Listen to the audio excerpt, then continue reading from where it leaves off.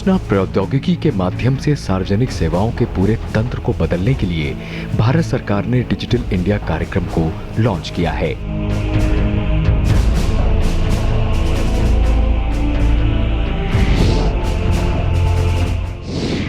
इस कार्यक्रम का उद्देश्य डिजिटल एक्सेस, डिजिटल समावेशन, डिजिटल सशक्तिकरण और डिजिटल डिवाइड को खत्म कर भारत को एक ज्ञान आधारित अर्थव्यवस्था और डिजिटल रूप से सशक्त समाज में बदलना है।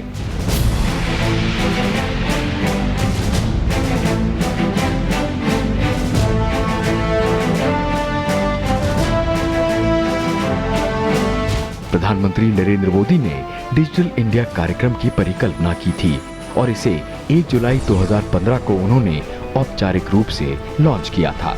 Entirely new possibilities have emerged to change the development model.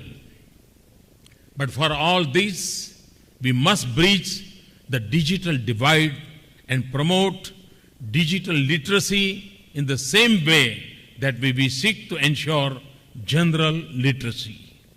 We must ensure that technology is accessible, affordable, and adds value. We want our 1.25 billion citizens to be digital connected.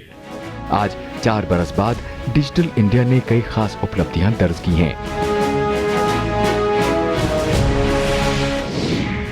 जैसे my government platform, ये अनूठा मंच नागरिकों और सरकार के बीच विचारों और सुझावों के आदान प्रदान का सेतु बन चुका है।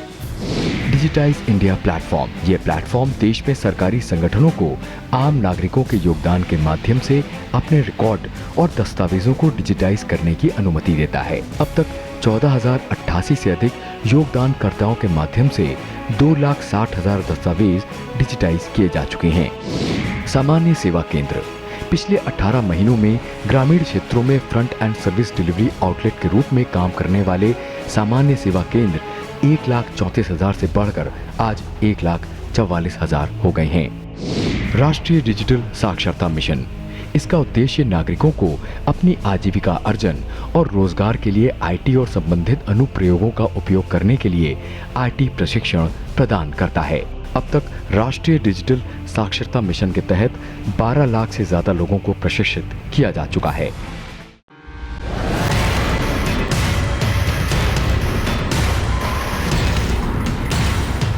आधार के माध्यम से सरकार ने 30 नवंबर 2018 को 99% वयस्क आबादी के साथ देश के 122.9 करोड़ निवासियों को डिजिटल पहचान प्रदान की है।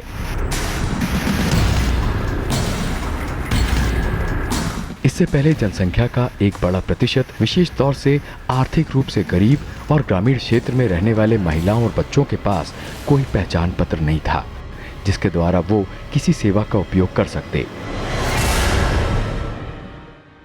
आधार ने देश के निवासियों को सरकार द्वारा जारी किया गया आईडी कार्ड दिया है, जिसे कभी भी कहीं भी प्रमाणित किया जा सकता है।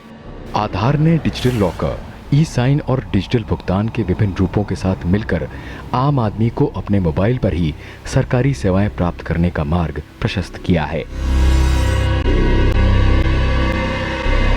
डिजिटल भुगतान तंत्र में वृद्धि आज अर्थव्यवस्था को बदल रही है। भारत की अनूठी भुगतान प्रणाली जैसे भीम यूपीआई और भीम आधार को विश्व स्तर पर मान्यता मिल रही है। आज भीम ऐप पैसे भेजने, इकट्ठा करने और विभिन्न बिलों का भुगतान करने के लिए प्रमुख साधनों में से एक बन गया है। पहले जहां डिजिटल चैनल के माध्यम से 2014-15 में 316 करोड़ रुपए का लेन देन हुआ था, वो 2017-18 में बढ़कर 2071 करोड़ हो गया है।